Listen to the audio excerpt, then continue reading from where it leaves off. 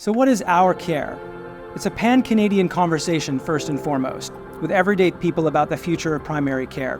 The goal is to engage people from all across Canada in this conversation about how we can improve primary care. We asked everyone to work together to find the common values that should underpin our work and of course underpin an ideal primary care system here in BC.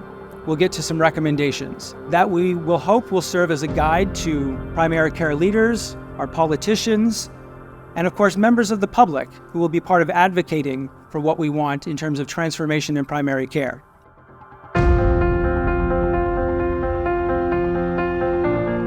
We see that British Columbians are struggling every single day to access the care they need for their health. We see the incredible strain upon the healthcare workers.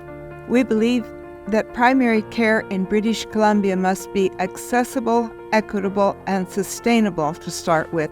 We believe primary care in British Columbia must be person-centered, including being informed, compassionate, and mutually respectful.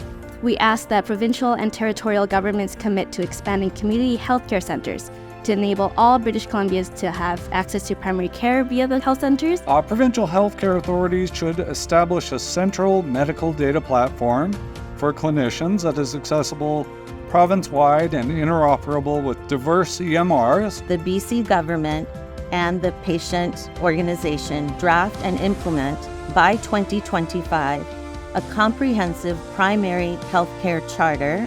We recommend that patient advocates create an independent, publicly funded, ongoing education campaign. I was reminded by our citizen panelists how not having access to a doctor often means not having the ability to renew a life-saving, life-altering medication. I learned how we need to structure our own practices and our systems to allow for meaningful access and under one roof. There are so many of us here who are really committed to doing better.